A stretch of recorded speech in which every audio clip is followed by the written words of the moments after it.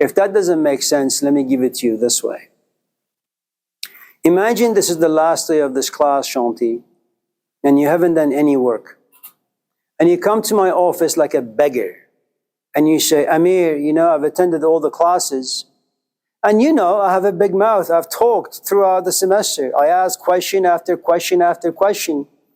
Surely you can give me a passing grade. And then you realize that my face is stone hard. I'm not being moved. And then you do something amazing because you're a political animal. And as a politician, you have no choice but to con, to cheat, to deceive. You begin to cry. I say, oh, Shanti, what's happening? I was just thinking about my dog that passed yesterday, and my mom who's got cancer, and my dad, oh. This class is the only class I need to graduate. And then you cry some more. And then you bang your head to the wall. I know, she's nuts. And then I see all of this and I say, maybe I should just give her a C. And I do. And then by chance I run into you at Pete's. I see that you see me, but you look the other way. You don't say hi. You don't buy me coffee. And then I grab you. Yes. So are you kidding? I gave you a grade you didn't even deserve. Don't you even want to say hi? And you say, what need is there for a hi once the grade has been received?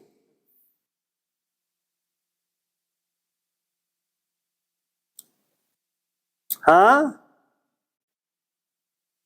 Yeah. Joaquin, and then I'm never going to get to your question. It's cool. That's why I was waiting to let everybody. Yeah, no, go ahead. Just kidding, go ahead. No, please, I insist. I have to leave. It's okay. I was going to ask you about systematic inequality. Systematic? I have no idea what that means.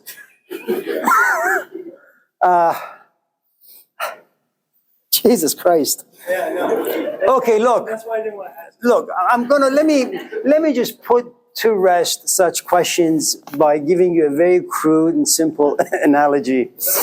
I want an actual answer. Oh my God. Or a more. Okay. So, okay. Last night, I went to a party. My good friends that I've known for like 2 weeks, she invited me to a party. They're all 20. So I went to this party. Man, it was beautiful. And so as I was sitting back and drinking and smoking, all sorts of wonderful things, there were two people standing right in front of me. One was blonde, one was brunette. One was gorgeous. The other looked like a truck. Not a Tacoma, like an 18-wheeler. It was awful. I'm sorry?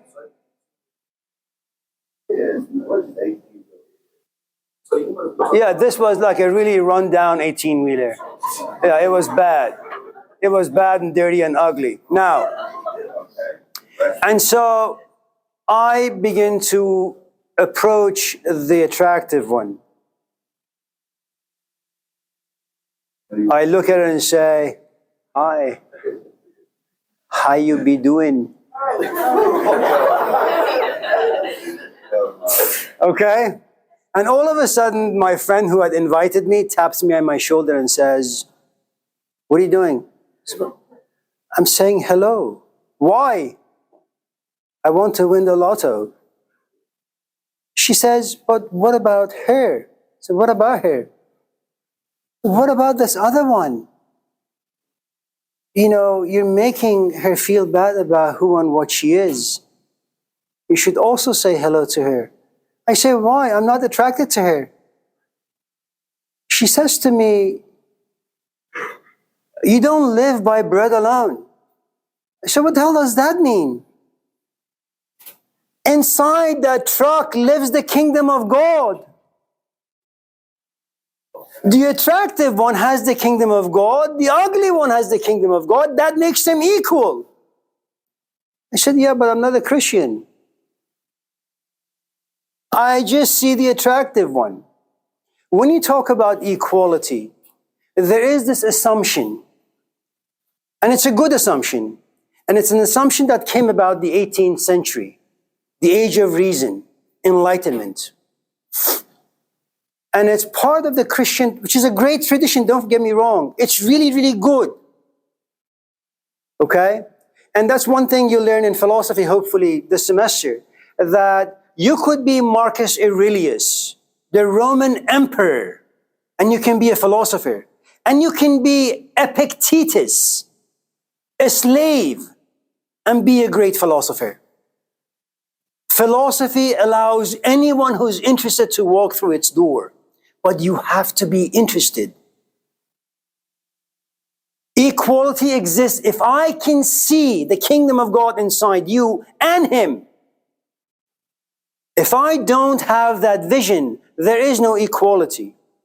Now you can force it on me, but there comes a point, if I get enough power, I will demolish you and you're in position.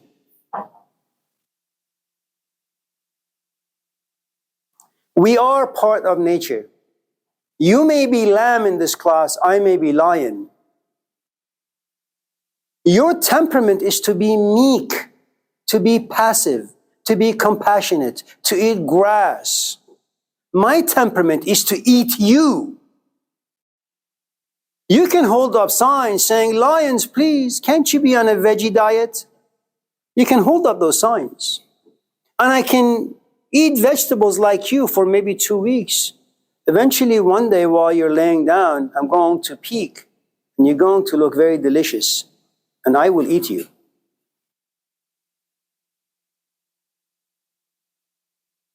Consider us. Are we equal? I come from a different culture. I'm 3 times your age.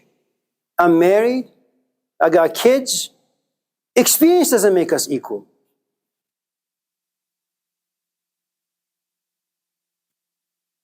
How about let's reverse the rules? You're my age, I'm your age. Imagine I have a lot of experience, but they remain unprocessed. I've been angry most of my life. You, on the other hand, you've gone through stuff. You've been to therapy. You've processed everything. You're 20, I am 60, and yet you're more mature than I am.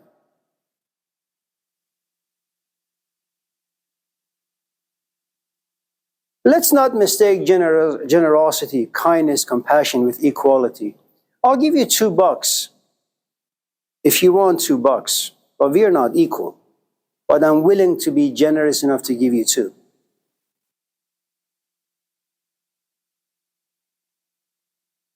Look at life, man. There is nothing about life that's fair. Nothing. It's only the 18th century, the age of reason, where they said reason is the thing that makes everything equal. 2 + 2 will always equal 4, whether you're in a good mood or a bad mood, alive or dead. And so they try to create all these philosophies of life that will create equality. There is nothing wrong with it. And I don't know if it'll ever be achieved. I hope it does, but I doubt very much because of human beings and temperament, the way we've been wired.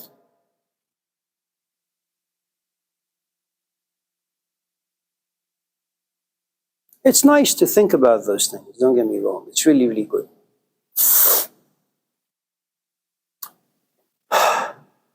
We have 20 minutes. Let me put a few things on the board. Unless, of course, you have a question. What was your name? Forgive me. Omar, yeah. Just want to make sure I don't drop you from the class. Omar, what's your last name? S?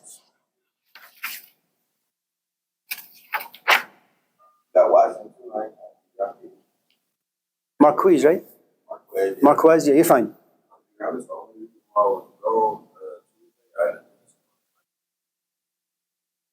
Okay.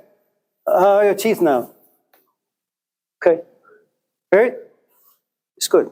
Can you take me a look? You're fine. Yeah. Yeah, you're fine too. Yeah. Ray, anything before I ramble on? Like life.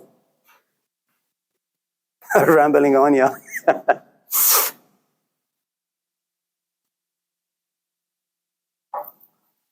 It's good to see you. Please. So in case peasant race go up and up And lots of tears, yes. for sure.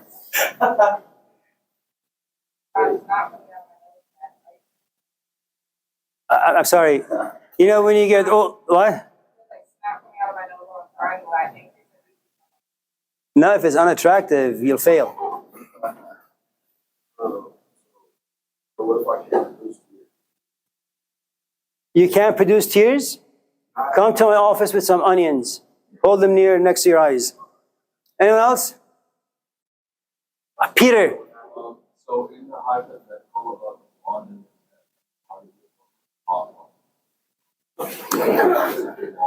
There was a show, you know who William Shatner is? Okay, the old version of Star Trek. So what you have is William Shatner and two of his crew members, two women, one is blonde, attractive, one is brunette. Attractive, not bad. But they're being held hostage, they're in a cell. So this alien who can read minds goes to William Shatner and says, which one do you want to marry and have kids with? Now, before William Shatner has a chance to say, the alien looks at him and says, Captain Kirk, I know exactly what you want to do. You see the brunette, you know that she's intelligent, you know that she'll be a great mother, but most likely you'll go towards the blonde, even though you know she lacks intelligence, because you are governed by your five senses. You see, I may say things, Peter, and what I say will go to one of your five senses called your ears. You may not like the tone of my voice. You may not even enjoy the way you're processing what I say. And that'll be sufficient enough for you to dislike me, maybe even drop the class. That's how vain and pathetic we are. There have been many instances for all of us in this class where you begin a task, you don't like it. 2 weeks later, you love it. I think when you're able to give things a sufficient amount of time, your perspective begins to change. There was this movie on TV long time ago. This is before any of you were born. Ricky Lake played in it. And so there was this football team and the cheerleaders. The plane crashes. They find themselves in this wilderness. The captain of the football team, his girlfriend was this attractive cheerleader, but she was, fallen somewhere else, and he was stuck with Ricky Lake. He didn't like Ricky Lake. She was physically to him unattractive, but they had no choice but to aid each other through this horrific journey. They had to spend about 2-3 months in the snow. And eventually, everybody finds everybody out, they get rescued, they go back to civilization. But Ricky Lake had grown on the captain. Captain was this great-looking guy. Ricky Lake was this unattractive-looking woman. And yet there was something profoundly interesting, profoundly decent about this woman. And every time he used to hang out with his girlfriend, he would want to vomit because she was so vain and superficial. We are oftentimes deceived by the things that we see and touch and taste initially. Spend some time and your mind will be changed. Anyone else before Andy?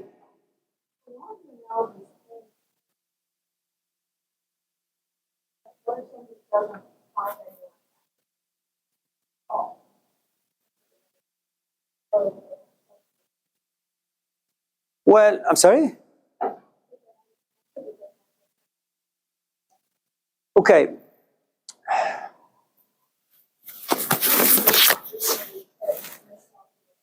I understand. Last question. What? It was just a story. You want the blonde? I'll go with the blonde. I didn't hear which one.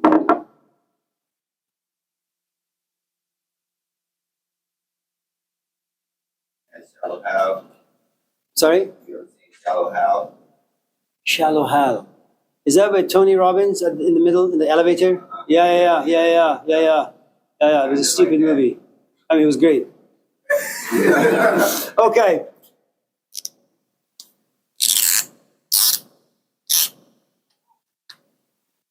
My stories do not revolve around sexuality. What they revolve around is attraction. Okay? Now, you need to have a broader definition of sexuality. And let me give you an example. I like coffee. I'm attracted to coffee. Visually, I like my coffee to be very, very dark. My taste palette, it wants it strong with little sugar. Sometimes I wake up at 4 in the morning to get to campus around 5 o'clock or so. And as I'm driving, I fantasize about sitting in my office and making myself a nice, fresh cup of coffee. That's my Yahweh at 4 in the morning. I worship it. Now, as I hear the coffee slowly dripping into the pot, my fantasies about having coffee go into my mouth, it explodes. Imagine it's 4 in the morning and this is my first cup of coffee. I have fantasized about this moment for about 15 hours. Observe what's going to happen.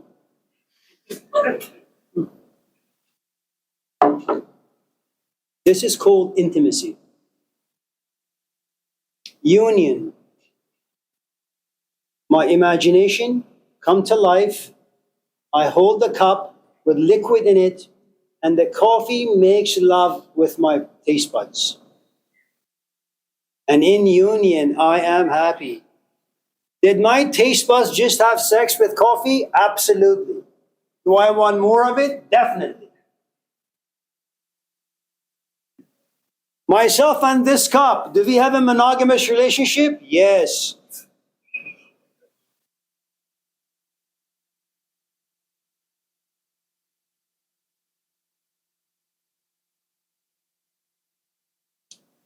French roast, Costco, 2.5 pounds, 13 bucks. Now, well, actually the prices went up. It's about 20 now. So you don't drink any tea? Persian tea at 5 o'clock. Exactly. Yeah, It's a mono, it's mono from now till 5. Okay. You have set up words.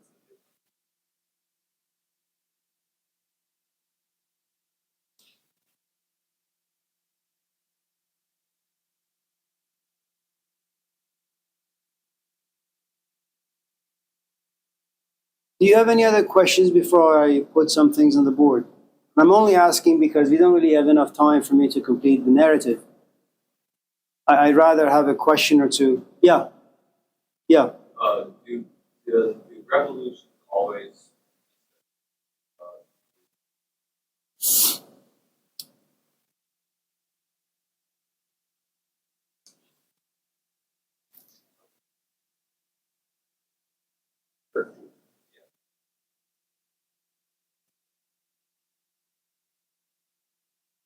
Let's break things down and make it very, very simple. If you've ever watched this movie on TV or in the theaters, it came in the 90s, it's called Philadelphia, with Tom Hanks and Denzel Washington. One of the things that these lawyers often say in the courtroom is, explain things to me as if I was a 2-year-old.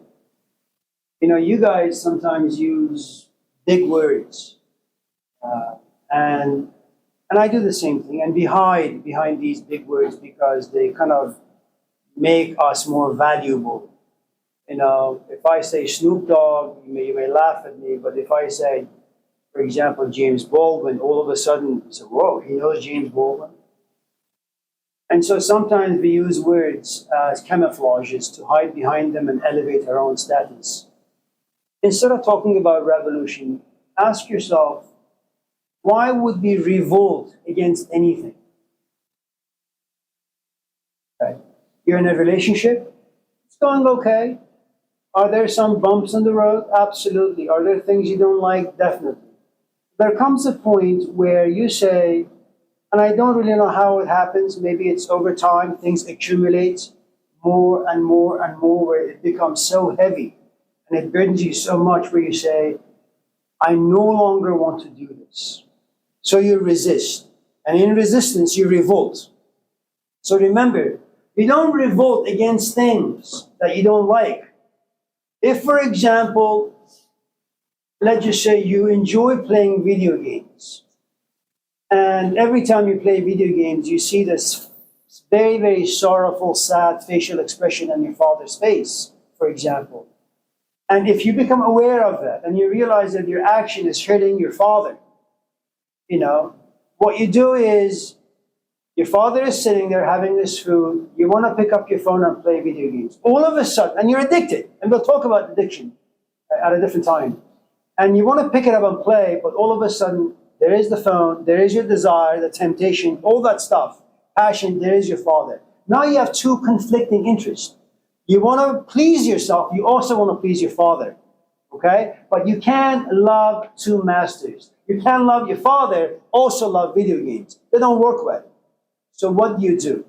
You either have to revolt against the internal desire to please your father and you say, screw my dad.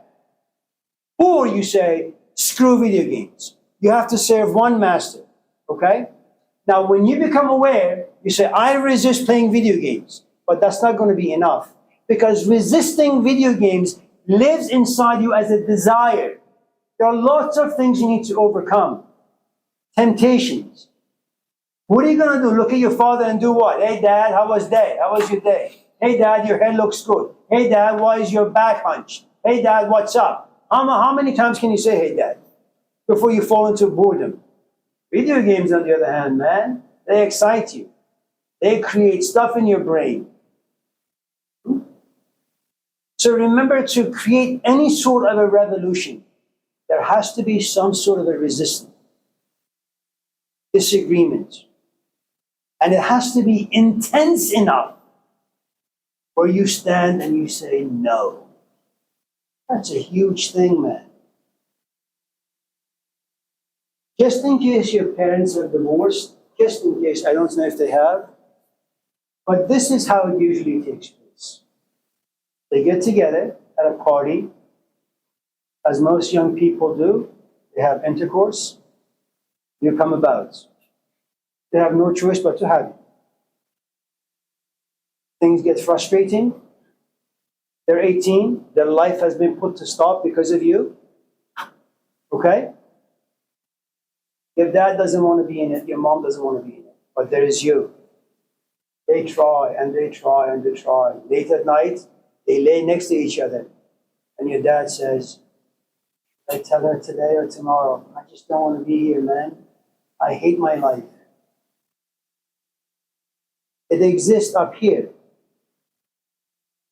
He's going to be talking to himself about this for the next 2, 3, 4, 5 months, or maybe years. And one day, as it snowballs and it's too big and he can no longer carry it, he's looking for a way out. He comes home, there's spaghetti on the table, he puts it in his mouth.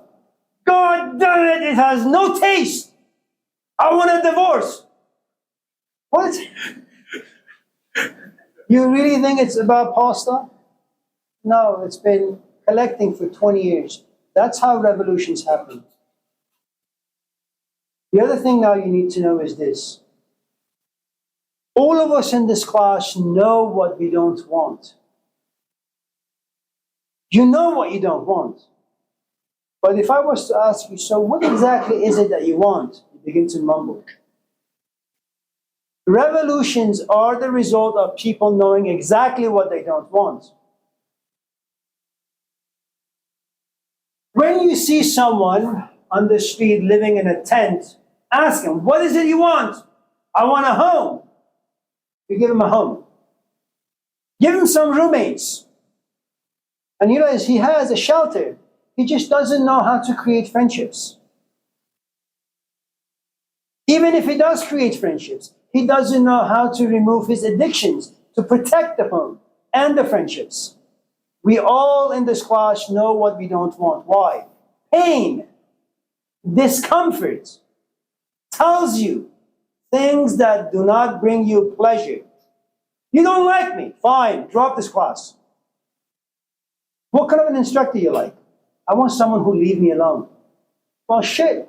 If your parents left you alone, you wouldn't be able to walk, to talk, to wipe your ass. Sometimes not being left alone is healthy. So again, before we talk about revolutions, understand, it takes a long time for people to all together stand up. And they stand up because they know what they don't want. Rent is expensive. Gas is expensive. Electricity is expensive. How do you bring it down? How do you make gas cheaper? I don't know. Where are you going to find the CEO of PG&E? You're going to what? Email him? The rent is up. What are you going to do? Go to the mayor? How significant and important do you think you are? Nothing. Who's going to care about you? No one. The only revolution you can have is just complain. Go to your Facebook page. Revolt there. So when there is a revolution, you have to give people a lot of credit, man. And again, remember, it's not because they know what they're doing. I don't know if you've ever been in a mass movement. Oh man, they're amazing. Get up in the morning at 5, thousands of people are screaming. Man, you want to join the party. And you don't care if people kill you or if soldiers come out and shoot you. You're part of a mass movement, man. You're willing to sacrifice your life. Your life means nothing. Ideas are immortal. But stay in school. No revolution for you. The only revolution you need to have at the age of 18, no video games, no slacking, take 21, 22, 23 units, get your goddamn bachelor's and then master's and PhD.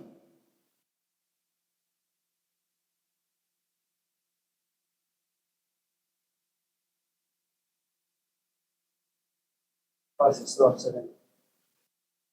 Yes. I'm just kidding. Yeah. We talked a little, just as the topic was brought up, talked about like gas banks. We wanted that should have never let gasoline get so cheap in the first place. Let me stop you. I've had students over the past 30 years who ask me, what's the importance of money? Well, if you want to know how important money is, don't pay rent this month. And just in case your landlord comes to you and says, I want my rent, just say, oh, man does not live by bread alone. Let's be friends. No rent this month.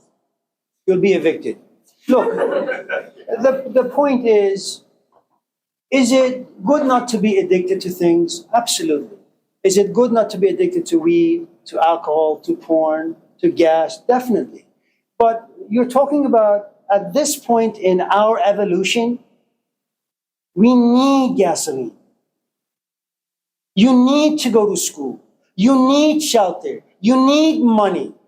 To sit back and say, why is money important? I don't give a shit. You need money, man, to survive. Intellectual conversations, they're great. Don't get me wrong, they're really, really good. They just have no practical application. Talking more like, not as like, zoomed out, like, philosophical talk about money. just a conversation that I've been trying to gear up for, because something that I'm going to get to in like something that's important in my field of study is like gasoline. How much we pay at the pump isn't the true cost of gasoline. If we pay how much gasoline costs without government subsidy, naturally it'd be like $18 a gallon. I don't disagree with you. And you need to understand our desire for power. You need to understand how greed functions. You need to understand human nature. It's not about gasoline, man.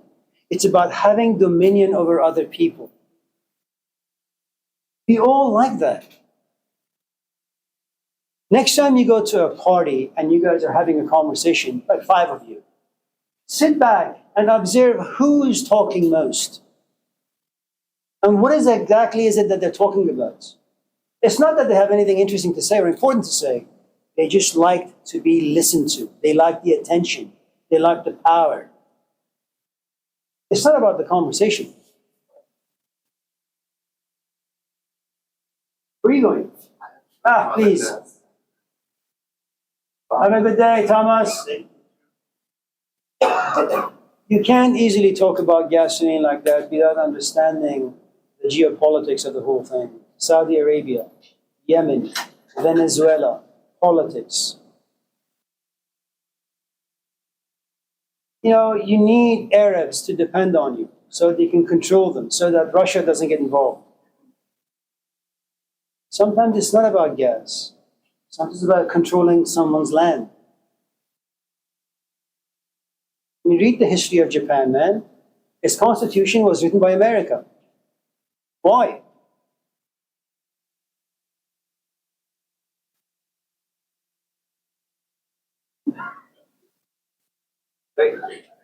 Take care. Do you have any other questions or comments before I go to my office and jump? I have one question. Sure. Thank you for the next class. Is it possible to be not addicted? No, you have to be addicted, but your addiction has to be to a good thing.